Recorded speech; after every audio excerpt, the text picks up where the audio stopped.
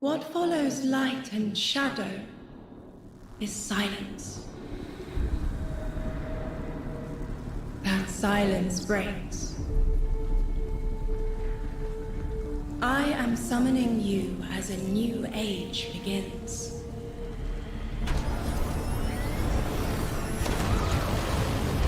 I see sapient life turn to each other. They remember how to look to the stars. They remember curiosity. They remember how to thrive. But they have forgotten.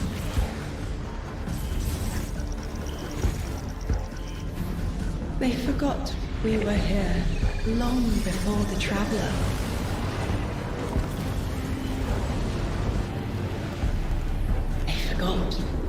That they need us. But they are fated to remember.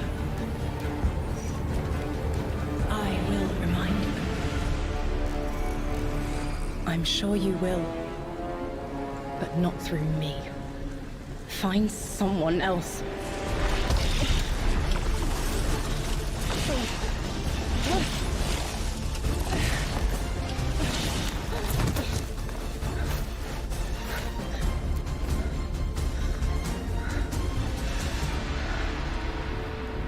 My will is my own.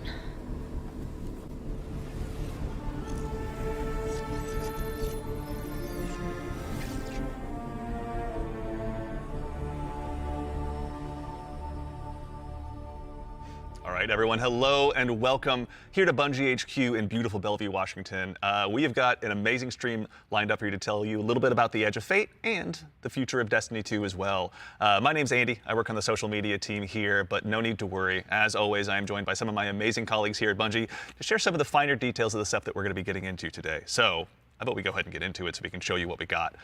Starting first with this gentleman on my right and to your left is someone that you've probably seen if you've tuned into our streams before or Vidocs, the one and only Mr. Robbie Stevens, Assistant Game Director here at Bungie. How you doing? I'm doing great, Andy. It's always a pleasure to spend a day with you. Yeah, it's been a nice time, honestly, hasn't it? Yeah, well, always. To that end as well, for anyone that doesn't get to hang out as much as we do, can you tell everyone at home a little bit about yourself and what you do here? Yeah, sure. So I'm one of the creative and game directors for the game. So that means like I'm a vision holder and I work across the entire Destiny team with people like Allison and Dylan on the couch here to chart a new course for Destiny and a new future for the game. And just incredibly excited to be sharing with everyone today of what we've been up to. Yeah, can't wait. We've got a big show ahead, so thank you for being here. Yeah, of course. And of course, as we move, right on down the line, someone who, again, has also had the good opportunity to join us on these streams as well, and is now firing some finger guns like a pro. Destiny's narrative director, the one and only Allison Lures. Allison, hello. How's it going? It's going so good. I'm here on a couch and I get to yell about Destiny with you. So it's a good day. Yeah, honestly, I'll take that anytime I can. Well, Same. For anyone who also hasn't had a chance to yell on couches about Destiny with us or hasn't joined us in the past, do you mind telling us a little bit about yourself? Sure. So my name is Allison. I'm the narrative director for Destiny 2. And so that means it's the job of me and my team to make you laugh and make you cry and make you go, whoa, I totally forgot about this thing from 8 years ago. How did they remember? It's because we're good at our jobs. It's true. So Yeah. As someone who gets to sit in on the writers' rooms, I can now doubly confirm that. So thank you for love being having here. you there. So much fun. No, seriously, thank you so much. And of course, as we move right on down the line, the gentleman there at the very end of the couch, someone who is a friend to all Guardian kind, who's known far and wide, a member of the Destiny Global Comms team here at Bungie, Mr. Dylan Gaffner. How's it going, Dylan? It's going well. How are you, Andy? I'm doing so well. Thank you so much for Got to make sure to ask every time. I appreciate it. I need all the help I can get. Well, to anyone out there who may not have accosted you on the wild world of social media or is just somehow meeting you for the first time, do you mind telling us about what you do here at Bungie? My name is Dylan Gaffner, formerly community team, where we would go out, collect your feedback, translate it to the dev team, and then bring their information back to you, kind of be that middleman. Now I'm on Global Comms, so I'm going to be in more of like a puzzle piece organization stage of what do we talk about, when do we talk about it, why do we talk about it, and then just making sure we get the information out to all players. Yeah, well, we all appreciate it. Thank you for always being the voice of the player inside our hallowed halls. We appreciate it. Thank you. All right, well, now that we've kind of got the intros out of the way, let's talk about our new saga. Robbie, I'd love to start with you. What's up next in Destiny, and where are we exploring? Yeah, so our first expansion this year, The Edge of Fate, is the start of a brand new multi-year saga called the Fate Saga. And so we want to tell a story about something older, about the nature of fate itself. Are we bound by it? Can we fight it? Because before the Traveler ever arrived in our solar system, there was already space magic here, Andy. Yeah. Yeah. And so ultimately, this is a story that we're going to explore one of Destiny's biggest mysteries and the foundations of the universe itself. You're talking about the 9, aren't you? Who Yeah. told you? I think it's Subtle, How did I you know. guess? Yeah. Set you off. We did such a good job with this Really secret. buried that lead, didn't we? Yeah, just a little bit. But I mean, to that end, so who and maybe more appropriately, what are the 9? Yeah, so buckle up. In the simplest description possible, the 9 are extraordinarily powerful beings that have been in the solar system for way, way, way, way longer than the Traveler. We can think of them as being kind of connected to each of the major celestial bodies in Sol. So that's each of our 8 planets plus the sun. Sorry, Pluto. It's messed up. Didn't make the cut. All right, fair. I don't make the rules. Yeah, there you go. But the important thing to know about them is that this is why we're going to be so focused on the solar system for the next saga. We want to ask questions about our home that we've never asked before. Yeah. So when it comes to the 9, obviously, Eagle-Eyed Guardians have been able to spot references to them for quite some time, whether it be outright ominous or a straight-up game show in some cases. Can you tell us a little bit maybe about what we should expect from them? Expect to be surprised. We're, like you said, the lore of the 9 really ranges from like Star Horse infinitely neighing to the 9 doing genuinely awful, awful things in our lore. And so the important thing to know about them is that the 9 are individuals. This isn't a collective. It's not like a hive mind. Each of them are kind of their own being, their own person in the loose definition of a person. They have different wants and desires. They can ally with different members and fight with different members too. In the words of one of our characters really early on, there are aliens, and then there's aliens, and then there are aliens, and that latter one is what the 9 are qualified as. Fair enough. All right, so beings of obviously immense power, something that the Guardians have gone toe-to-toe with in the past. We've even faced off against the very embodiment of the darkness itself. Yeah. What could be tougher than that? Yeah, so this is something that we think about a lot about, because ultimately the 9 seek to free themselves at no matter the cost to humanity. And because they're extra dimensional in the ways that Allison are describing, they're not bound by the same rules that we are, that we've really experienced before in the game today. And so humanity and the Guardians, to many of them, are ultimately just bugs that can be squashed on, that they don't really care or think about beyond, achieving their ultimate goals. So. Yeah, I mean, like, for the last 10 years, Guardians have really just been making their own fate. Yeah. I mean, so the 9 is challenging that. How are we going to deal with it? Yeah, whether we like it or not, the 9 have a plan for us. And like you said, Guardians are really good at making their own fate and going out and deciding who they want to be. But what happens when them deciding to make our own fate is exactly what our fate is? Like, what if that was the plan all along? These are extra-dimensional beings. That means they perceive our reality in a very different way and can interact with it in a very different way. It's like they're a move ahead in chess. Weird. What a reference. But you were mentioning, obviously, the Fate Saga is one of the subjects of today. How long can we expect the Fate Saga to last? Yeah, so the Fate Saga is going to play out over several years, and ultimately, we know where we're driving this car. We know where we're going with it. But the conclusion of the Edge of Fate itself is going to leave you with more questions than answers, and it's going to be the catalyst into this new multi-year saga. Because we really want to return Destiny to being a game about big questions, right? And so the way we think about this is about pouring jet fuel into the speculation engine of the game. So we're going to be revealing a lot of ideas, a lot of concepts, and many of them we're not going to be answering immediately, because we're going to be telling the story over multiple expansions, and we're going to be giving you those expansion beats more times than we have before in the past. And so the Year of Prophecy kicks off with the Fate Saga, and with it, humanity is now set on a collision course with this celestial pantheon of the system that has been here for a very, very long time. And so the Edge of Fate launches on July 15th. And then the second expansion of our Year of Prophecy is Renegades, which comes this winter. And then later in 2026, we've got Shattered Cycle and The Alchemist. It's a lot of stuff. Yeah. A lot of exciting beats. And so, again, the Edge of Fate is just the beginning of this long journey of this awesome vehicle we're all jumping into and driving together, and it's going to take us to some new places. That's exciting. So with regards to the Edge of Fate right here in front of us, you were also nice enough to bring the class something today. You've got some gameplay with you, right? Oh, yeah, we got some clips. Oh, yeah. Yeah, we should show those off. It's a doozy. Let's check it Like out. the present. Let's check it out.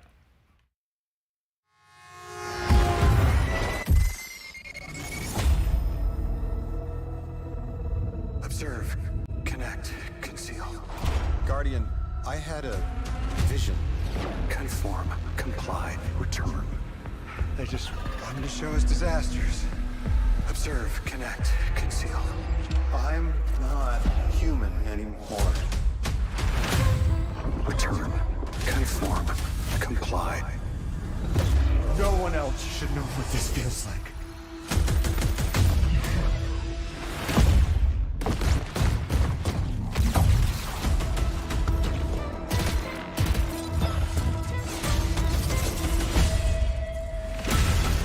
Enough. Terminate your suspicion, Commander. Remove your scornful blindfold. Observe, connect, conceal, conform, comply, return. Observe, connect, conceal, conform, comply, connect, return.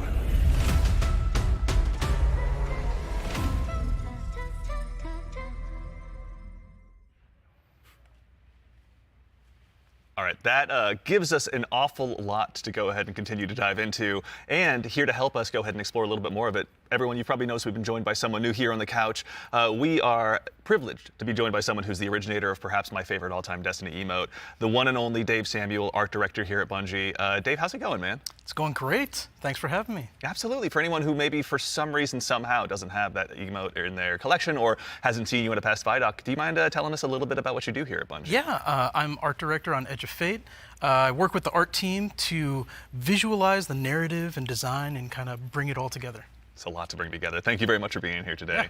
So with the Edge of Fate, it's obviously the first expansion in the Fate Saga. Allison, I'd love to start with you, actually. What can you tell us about the Edge of Fate? The Edge of Fate begins with an invitation, and we are invited along with a very specific group of people to a location, to a moment in time for a very specific reason.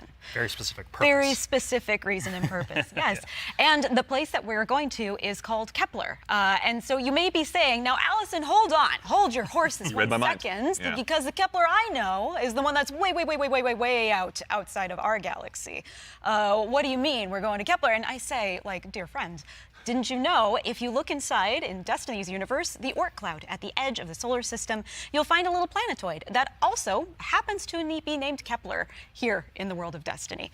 And that's where we're going, to Kepler.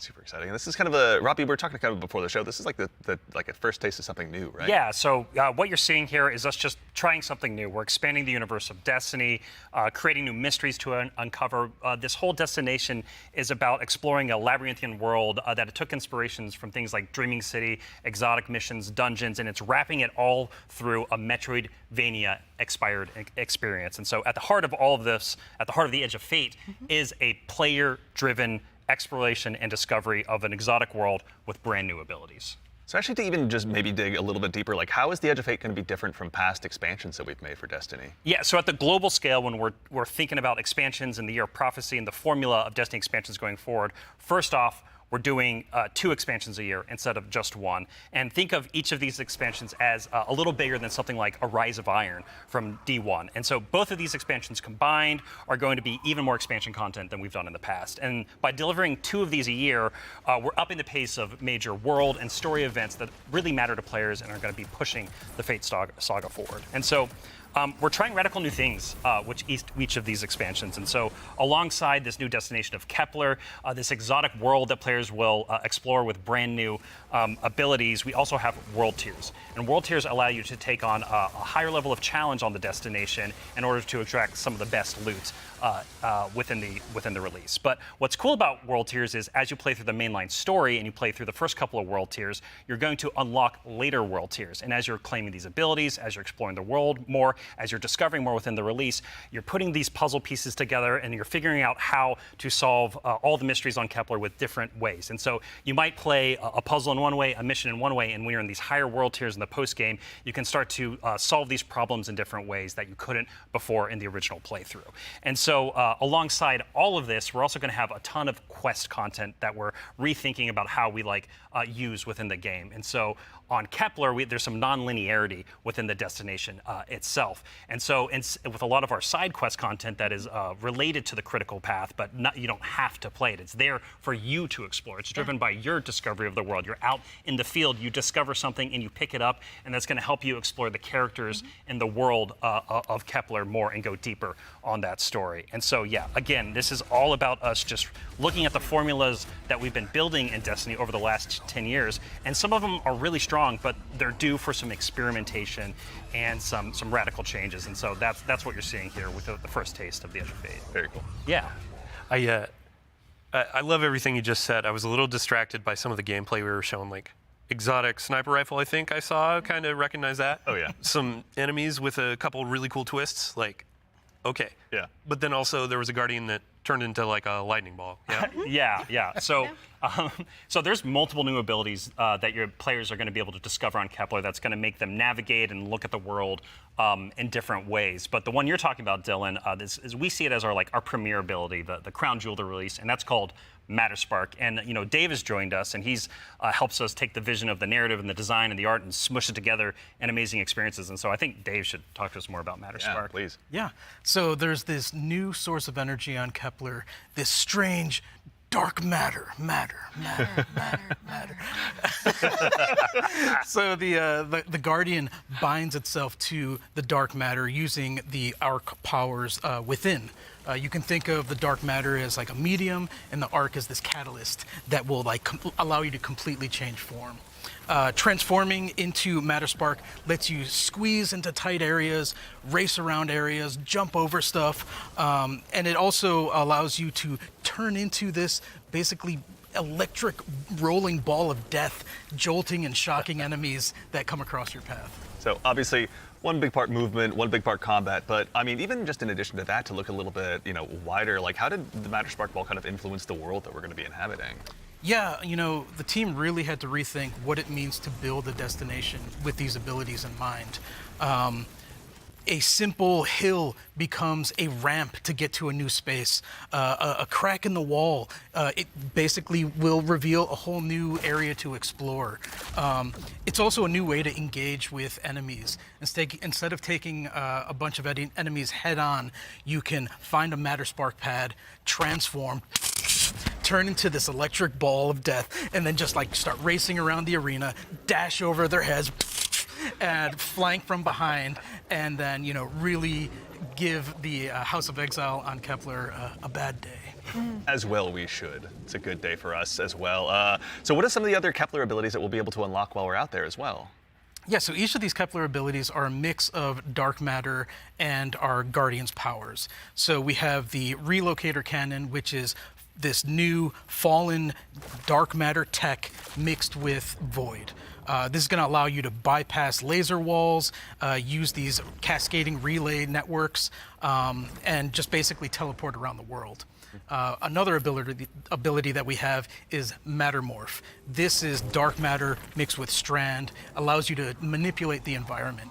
You'll be able to basically push and morph and move geometry to create bridges, open up doorways, and then also reveal secrets and new opportunities. Yeah, so what's really important about what Dave is describing, and when we were thinking about building this world, it was all about hey, here's this new tool to navigate and see the world in a different way and solve little puzzles and mysteries throughout the missions, the free roam, and the quest content, and beyond. But also what was really important to us is that we lean into Destiny's first-class ability gameplay. And so with Matter Spark, like Dave is mentioning, you're jumping, you're dashing into enemies to destroy them. You're doing giant explosions with them. With the Relocator Cannon, you're just blowing everything up with void explosions and graviton lance style little secret projectiles. And then what's really fun about Mattermorph is you can just be throwing these strange shurikens basically to just delete an encounter before you then start to morph the environment around you and move to the next area. And so it's just really exciting I'm incredibly excited about watching players just solve puzzles and fight encounters in ways that we don't even expect yet, and see how they take on the destination. And just I really want to emphasize, you're going to be upgrading these, and when you get into especially the post-game experience, it's going to unlock, there's something unlocks with Matter Spark that really changes the way that you can play through the entire destination. Yeah. So when we're talking about dark matter, Yes. We have darkness abilities like Strand and Stasis already. How is dark matter different? Yeah, so dark matter and darkness are two completely separate things. They're completely different things. But dark matter does exist in our world. In the world of Destiny, we know it as being tightly connected to the Nine. It's what the Nine are actually made out of. In our world, dark matter is invisible. You can't really see it. And it wouldn't be very fun to make a destination where there's an invisible thing that you can't actually see. So lucky for us on Kepler, there's a bioluminescent microbe that allows us to see all of this substance that's impacted this world so much. It allows us to see how it's impacted the plant life, how it's impacted the behavior of the peoples that we're going to encounter. And we can see how it has been able to bring these things that are kind of unstuck in time into this current location. I do have to put on my drifter hat for just a second and, like, what does it smell like? What does it taste like? Yeah. Dark matter smells and tastes like bleach and math.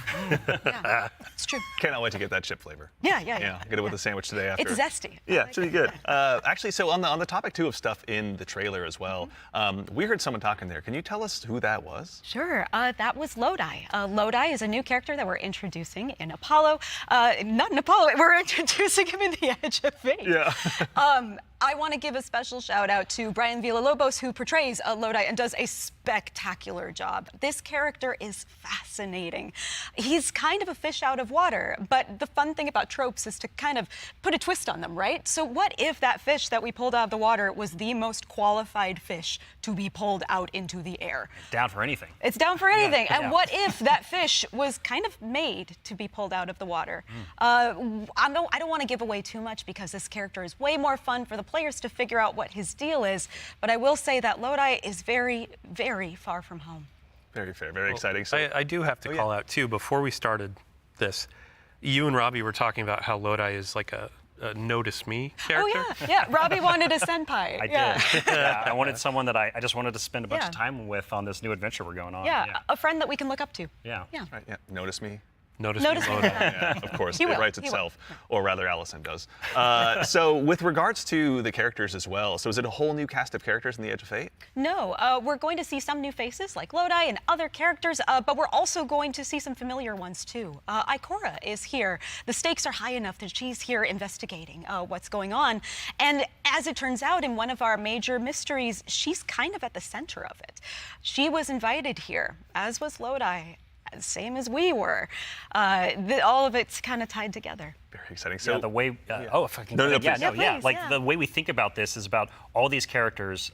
Their fates are intertwined in some way. There's these puppet masters that have been pulling the strings for a very, very long time in order for everyone to get here at this moment. And so, as a guardian and these characters involved, they're going to have to decide if they're fight your fate. Like that's what we think about. For these individuals, that's what they're going to have to go through and determine about how they can stand up to this new conflict that is surrounded by the Nine, because they are fated to be here. And what does that mean for them, and what does that mean for their future and the future of Soul itself? So with regard to these new characters and this world we find ourselves in, was there anything about that setting, or in particular, that really influenced the creation, rather, of this world that we're going to be inhabiting? Yeah, I'll give you a list of fun facts. First off, if you've been paying attention to Destiny over the last week or so, you already know that there's been people on Kepler for a long time. That's an old-ass computer that you were putting those numbers into. We also know that the Vex are here. They're studying the Nine because it turns out the Nine can do something that the Vex can't. As Dave mentioned, the House of Exile are also here. They've become fixated on a being that they call the Giver. And kind of most importantly, the dimensionality on Kepler is really thin. So the 3 dimensions that we can know and see and touch are very close to the realm that the Nine live in. And that means some things from Earth's past have been yanked into Kepler's present. Exciting. Nice. Yeah, I mean, so we've been talking about invitations throughout this, and we need to call out an invitation that's actually going to be waiting in the game after this is over. Ride of the Nine begins today. Yeah. So I believe we have a trailer to show. Yeah, you were nice enough to bring a trailer along. I'll go ahead and give it a look really quickly. Yeah, let's do it. Yeah.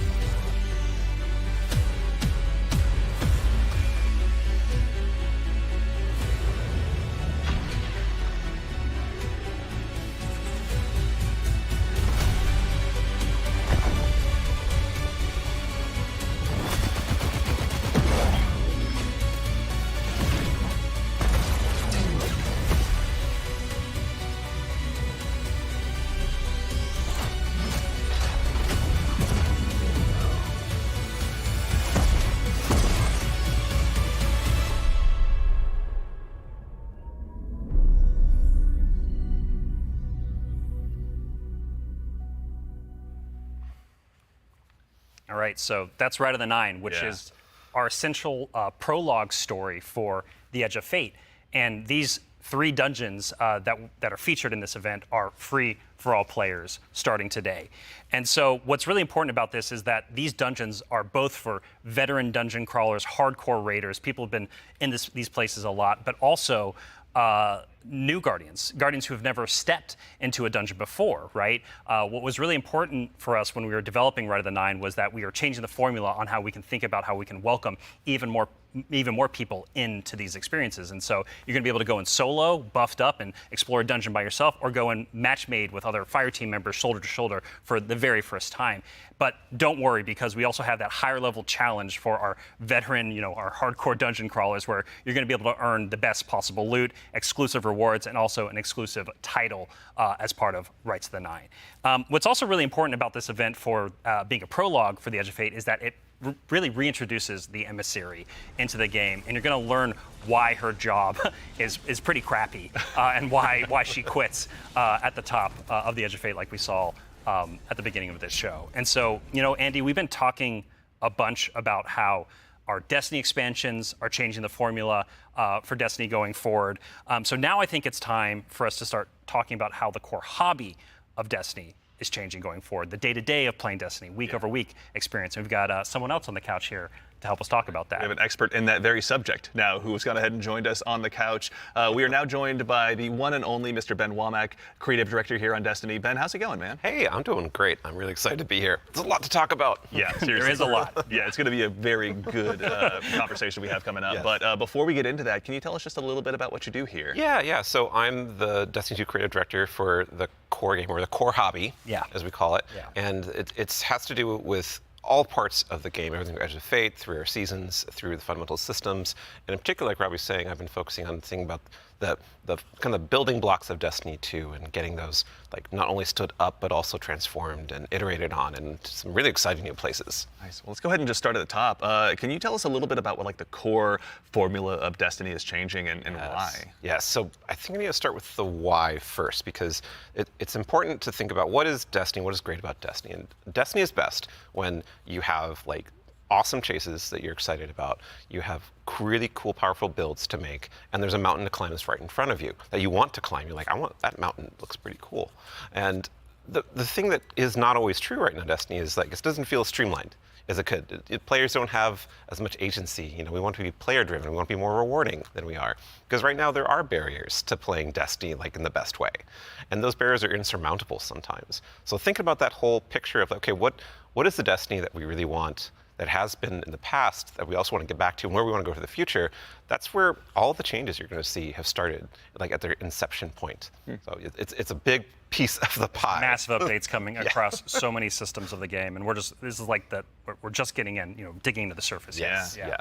I mean, to that same end, then, how are we making it easier, pardon me, to go ahead and just get straight into the fun? Oh, no, let's do it, because that's exactly what we want to do. Yeah. And the first thing you're going to see when you log into Destiny with Edge of Fate, you're going to log in your character and see your ship in orbit. It's going to say, it's not going to say Open Director, it's going to say Open Portal.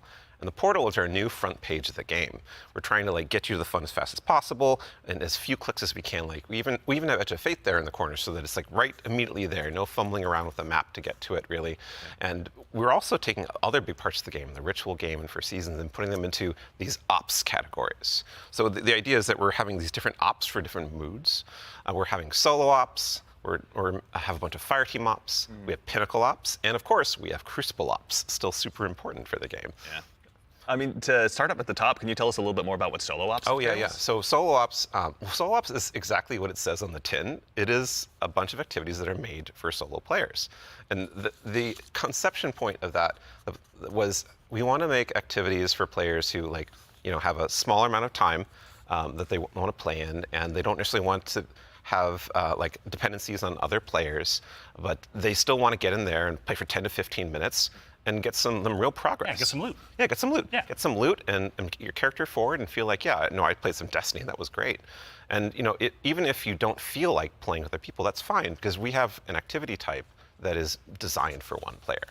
Excellent. So, I mean, to that same end, what are some other ways that we can play and have fun using Portal as well? Yeah, so Robbie actually has a great way of talking about this. So Yeah, some of the North Star that is what we talk about when we were developing the portal early on was like, where are we headed with this thing? And ultimately, it's play your way. It's giving players more agency, more personal drive to figure out how they want to engage with the power climb and the new progression systems coming and our seasons. And so the entirety new progression and power climb is now all available to you in the portal at your fingertips in one place. It's really easy to find, really easy to jump in. Anything you play inside of that category is any of those categories is gonna help you make progress. And so, because we want Destiny to be welcoming not only to new players, but also old players who are coming back to the game to join us with the Edge of Fate.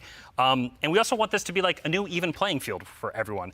And so, as part of this is a commitment from us as part of the core hobby and all the seasonal content we're building, that we're going to be continually investing in this, right? We're going to be continually updating this over time for years to come.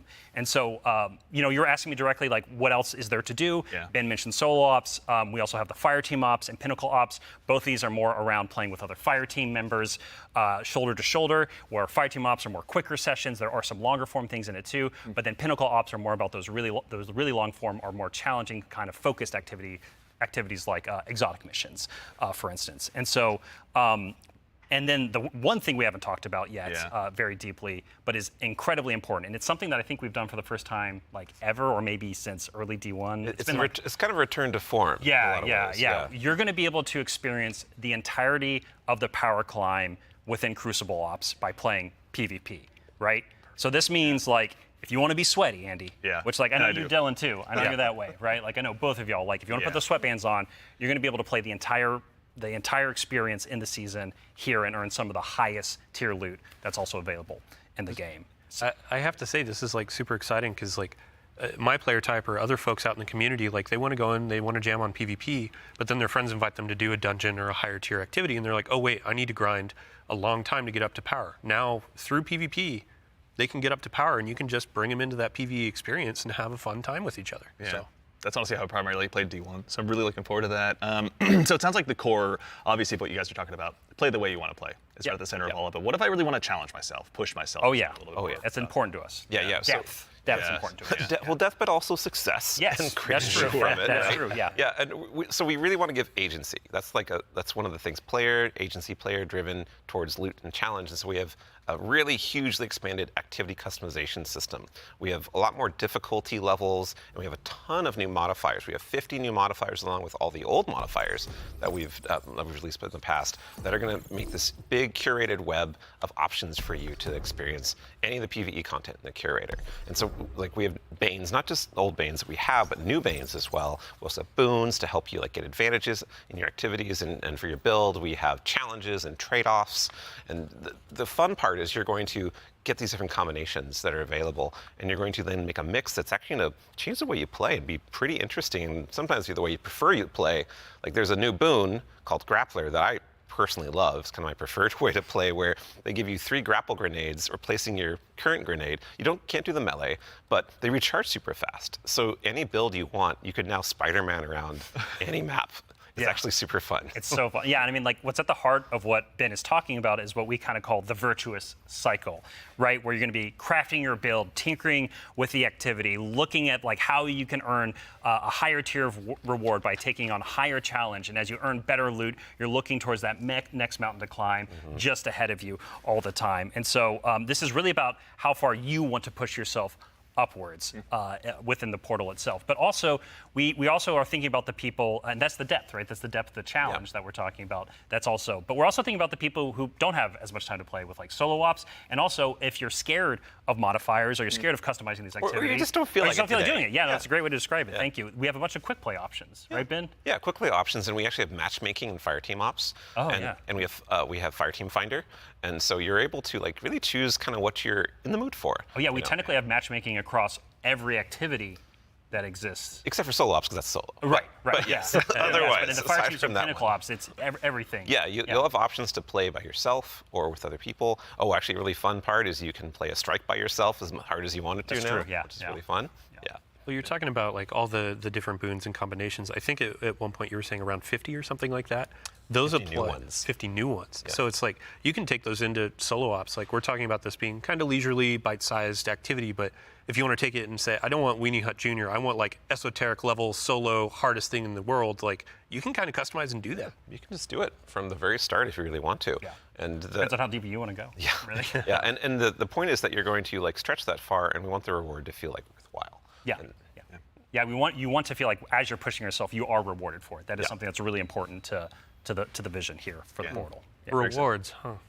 Rewards. There are a lot of rewards, aren't there? It's funny you mentioned it. Yeah, we've got Banes, Boons, modifiers, but let's talk about gear for a little bit here. Yeah. What's changing about loot and why should Guardians care? Yeah, so like talking about chases and mountains and builds, like gear's at the center of all of that. And we actually have 2 giant gear changes I'm gonna like put in 2 little buckets for us to talk about. Yep. The first one is Armor 3.0. And the next one is gear tiers. And so like talking about Armor 3.0 first, we are probably making the biggest change ever since Shadowkeep. It's around huge. the system. It's yeah, enormous. It's a huge change. Yeah, so like we're adding set bonuses, which is a long requested feature for all the new armor that you're going to be able to get at Edge of Fate launch, and we're redoing all the stats on armor where they can now like exceed 100. Go beyond 100. Go beyond 100 for extra bonuses. Yep. We're going to every single piece of new legendary armor that drops is going to have all the energy filled in, so you can build crafting right away, and it's going to essentially like. There's more features actually that I could talk about, but I don't think I'm allowed to yet. Fair. Well, something that we can talk about too, you mentioned gear tiers as well. Yeah. Let's talk about that a little bit. Yeah, so gear tiers are very exciting because every single legendary weapon and armor that you can get is going to have 5 gear tiers, starting from 1 going up to 5. And like we have a 5 gear tier 5 piece of legs armor on the screen right now, and you can see that like this is like looks really cool with iconography, but it also has a ton more stats. And oh look, what's that? Yeah, what's going on with the energy there? Yeah, the energy. Ben? Yeah, the energy says 11, and it's true. 11. Yep. It's not a typo. Like energy is going to 11 for higher tier armor, and so if you want that for your build crafting opportunities, it does like give you some new options you never had before. You're going to have to challenge yourself to get more higher tier armor and keep on going to get yet more higher tier armor to get those options. Yeah, and this is also not something that's just relegated to armor, right? When it comes to weapons, they're obviously getting their own refresh as well. Yes. What's Destiny without chasing some? You read my mind. Yeah, like weapons seriously. are part of the player identity. Some people like have a gun that they love. You got fashion, and then you have gunplay. That's right? true, though we do have fashion for your guns a bit now. Hey. well, so because once you reach tier 5 for your legendary drops, you're going to be getting tier 5 weapons, and those have unique shader treatment. It's like essentially a completely different look that's going to immediately identify it to you and others that this is the highest tier gear of this drop that you can get. It's going to show on the weapon. It's going to show on the icon. It's even going to show when you kill enemies with that weapon, because there's unique kill effects for tier 5 weapons that you can turn on or off if you don't want it. But your gameplay will like show that the weapon that is being used is like the highest tier you can get. Yeah, Giver's Blessing, which I think we have on screen right now. This is one of the Kepler auto rifles, and I cannot put this thing down. Oh, it's so good. Yeah, when we're playing through the Edge of Fate right now, and it's what's really exciting about it for me is that like when you see that tier 5 drop, like immediately that's better than like a tier 3 or tier 4 weapon that you have, right? And I think that's when we talk about making Destiny easier to just jump in, find the fun, make it accessible, but also create more depth. Yeah. This is what we're thinking about. It's like how can we just make immediate, like you understand, like okay, this is probably better than the thing I have right now, depending on what gear tier it is. Yeah. I mean, that's a good example of how much time and effort is being put into these game systems to make them more like approachable. Change can be scary. There's a lot of change that's about to come to the game. We're Armor 3.0, we have so many new boons, we have a bunch of new stuff. And after 10 years of Destiny, this is going to flip some stuff on its head. So, I mean, we're going to have a bunch of blog content. We're going to have interviews with Robbie, with Ben, with more folks across the team that have been working on this. And then we'll also be elevating our creator community when they're creating guides, all that kind of stuff. It's going to be a fun time. But ultimately, a big shout out and thank you to all the folks that have been coming into our studio, giving feedback early on some of these systems so they can be more approachable. And we're looking forward to all the feedback that's going to be coming after launch too. Like this is again one of our first steps into something, and then the community and we are going to build something amazing. Yeah, and I can't stress enough how much feedback we've gotten from the community summits we've been running over the last year for the Edge of Fate, and just people reaching out to the community teams and others to us. Like your feedback is invaluable. So like seriously, like thank you so much. We're making this game together ultimately. Yeah, it's incredibly important part of the process. Like I don't think we would be able to make what we do without it. Yeah. Yeah. working with the community is obviously a core part. Dylan, huge thanks to you and your team, obviously, for helping to lead that charge. And in advance for the big blogs you get to write. And then also our social media team will go ahead and get out the door. So go ahead and give us a follow. I think, Ben, you were saying you wanted to try to break the record for longest TWID? I'm more predicting we are. Yeah. So it's not about try, it's the state of things. It's going to be a multi-month journey as we head towards launch. So. Yeah, be a good time. But we've been talking a lot about the core Destiny hobby. How does that extend into like how players are going to experience like a full year of Destiny? Yeah, so we've been focusing on improving and changing the formula of Destiny in multiple ways. And so progressing through the Fate Saga is going to be more meaningful with 2 expansions a year. We've been talking about how focusing our seasons on the core hobby of Destiny and that commitment to continually updating it. And in addition, we're going to have 2 free major updates between each of our major expansions coming in the year of prophecy and beyond. And so ultimately that means there's 4 big beats happening in a year, 2 expansions, 2 free major updates between those expansions. So what that means we're not doing is paid seasonal content anymore. We're not doing separate seasonal storylines. And this also means we're not building a bunch of activity content that basically just goes away and is less meaningful to the game after 3 months. So we're instead focusing all of that effort that used to go there instead into building up the core hobby of the game so the core hobby stays fresh and exciting, year round. And so ultimately, this means no more paywalls for seasonal content, and also these major updates themselves that I'm signposting around right now. The size of them, roughly, and the inspiration for them, we're thinking about is like Into the Light. Okay. So when you say like Into the Light, for folks that aren't out there, like what for a major update, how big is that? Like how do you encapsulate that? So when I say Into the Light, a lot of this is like the inspiration of what it was. And with Into the Light came a really cool theme that wrapped around all the new stuff we were building within it, but also a lot of the reprise stuff as well. And also, with it came Onslaught, a new type of activity. It came with reprised exotic missions and a rethinking of how we could do like a rad style event, a raid event with the Pantheon. And so for our first major update coming a few weeks after the Edge of Fate launches, we've got Ash and Iron. Right? And so with Ash and Iron, we're going to be returning to the Plague Lands. Returning to the Plague Lands, can't wait. It's going to happen. Plague Lands, baby. And so that story is going to pick up from where we left off, from the Edge of Fate. And with it, we're going to have a new activity called Reclaim, a brand new exotic mission, new types of pinnacle ops entering that for the first time, as well as, of course, what's Destiny without loot to chase? We've got new gear, new rewards, and 2 new exotic weapons as part of Ash and Iron as well. And again, this major update and all the seasonal content going forward is free for all players. All the activity content that exists in the portal, that's free to play. Very nice. So even to actually go one quick layer 2 deeper on seasons as well, what are some of the cool things that we're going to be able to do with the season that's launching alongside the Edge of Fate? Yeah, Ben has been working on this space with the team for a while now, so I'm going to kick this one to him. Yeah, so we're trying to make any time the best time to hop into Destiny. And one of the ways we want to do that is we want to invest in events that are like accelerating the game and enhancing every part of the game, but also bringing new cool stuff. And actually, we've been working on this so long, we actually have some new cool stuff coming before the Edge of Fate. It's a special little treat. Yeah, special little treat. So this Friday, you can play a little event, maybe you've heard of it, called Heavy Metal, which is Tanks vs. Briggs, a new PvP mode. It's super fun. I would kind of wish I was playing it right now, I'm not going to lie. But the thing that people at home don't know is we have a new reward. That's a unique thing in Destiny if you invest in this event, if you go and play it. And it is a free-to-play event. So this reward is free-to-play. It is a new combat vehicle that goes in your Sparrow sled, combat Sparrow, if you will, called the Griffin. And this is a really cool, like, combat-ready vehicle you can take anywhere you can summon a Sparrow. You can summon it and use it to fight your enemies and just have a really good time. And there's some really cool there's some really cool build crafting things with this vehicle that I don't want to spoil right now, let people discover, but I'm super excited for it. They all thought they were going to ride those skimmers forever. Well, I mean, we've been saying like, what was it? Skimmer is Flash and the Griffin is Splash. Hey, there we go. The dad joke quota has been met. We got to get one in. Absolutely, yeah. But that's all, right, Ben? Like, you've got more for us, don't you? Oh, yeah. So, like I just said, there's more events that we've been making. There's one that's going to happen right after the launch of Edge of Fate. It's called Arms Week. And it's a 1-week-long event, and you're going to be focusing on one weapon archetype in Arms Week whenever it comes around. And this one is going to give you a new legendary weapon of that type. It's going to have some volatile mods that are for the week that are going to be super interesting and fun to play with, and some focusing you can do. But there is a problem when you say this event is going to be about weapons and about using them. Yeah, you got to have a place to test all that out. Right, and Yeah, so I mean, I've been doing that in EDZ this whole time. I don't know about the rest of you. Those poor dregs. Right? Yeah. But there is a new way now. We have a new feature, a long requested feature that is being added to the game with Arms Week. It is the shooting range. And the shooting range is being added to the tower. It is a now permanent addition to the game with the launch of Arms Week. We're not taking it away.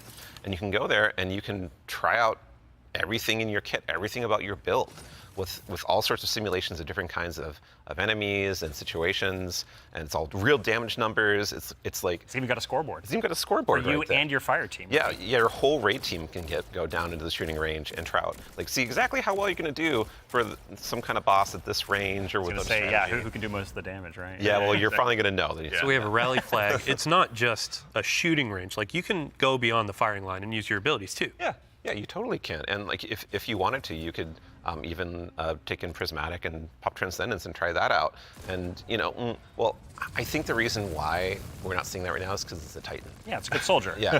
Standing on that firing line. Yeah, staying on the firing line. All about building that line and standing. Yeah, But exactly. A lot of theory crafters are going to have to go ahead and have some upheavals to their Google Docs, I'm guessing. This will be a really good tool. Like, as we're adding all of these different systems with gear tiering and all of that, you can go in and check those damage numbers in real time. Like, how do my stats change? How are these different gear bonuses going to affect my gameplay? You can see it in the tower now. Yeah.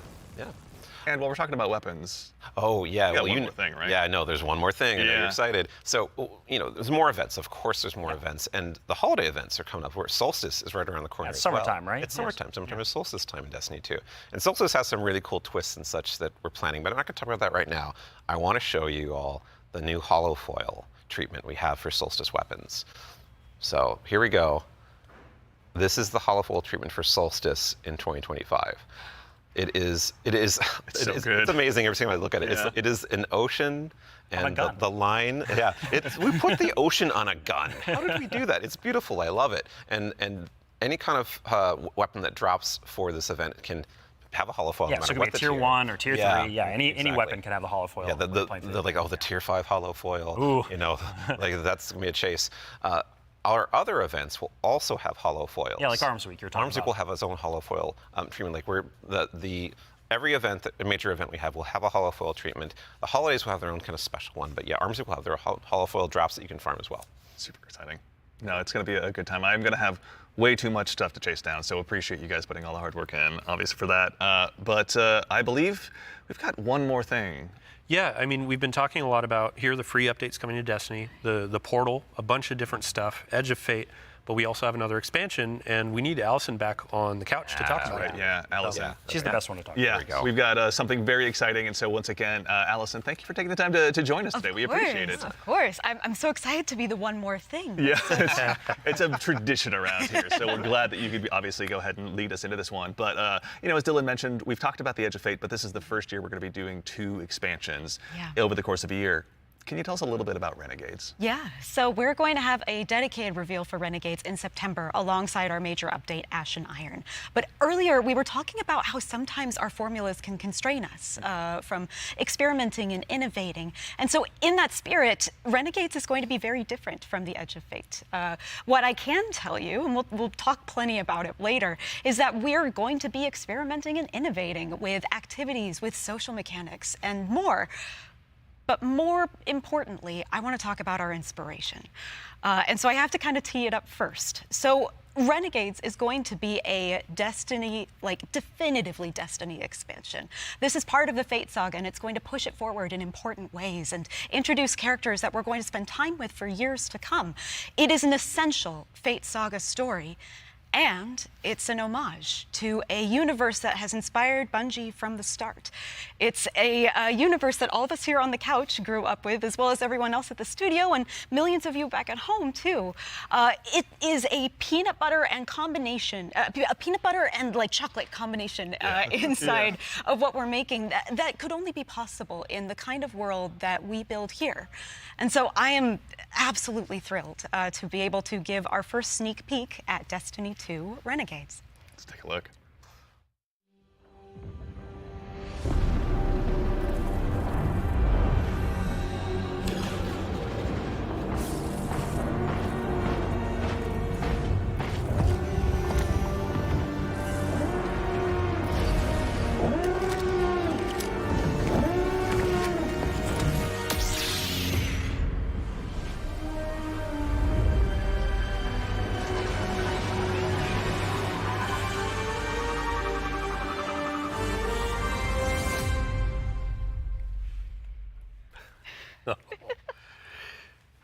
Okay, Robbie, what did we just see?